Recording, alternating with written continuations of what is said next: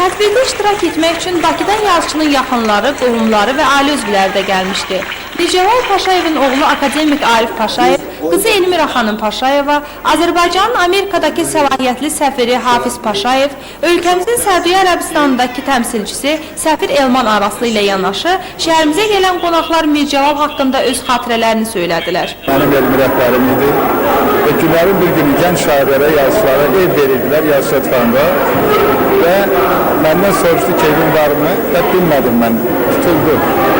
Sonra məni də götürdü, arvadını da götürdü, Usta xanım, Allah rəhmət eləsin. Bir axşam Mehdi Hüseyingilə getdi, dedi ki, Mehdi, mən Arifə ev almışam yazıçı atfandan. O evi, Arifin adını qarala yaz, Nərman Həsənzadənin adını. 65-ci ildən bu günə qədər mən həmən Arif müəllimin adını olan evdə mən yaşayıram. Qısa yığıncaqdan sonra Mircəlal Paşayevin büstünün açılışı oldu.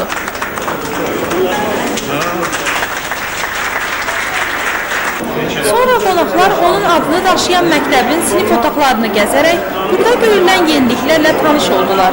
Məktəb rəhbərliyi Mircəlalın bu məktəbin məzunu olduğundan qürur duyduğunu bildirdi. Gəncə Azərbaycan elminə və mədəniyyətinə görkəmli oğullar verib. Mən çox şadam ki, onların sırasında atamın da adı çəkilir. Bu sözləri görüşün sonunda Mircəlal Paşayevin oğlu söylədi. Xalidə Babayeva, Milyoni Seyidzadə, Xəbər Plus.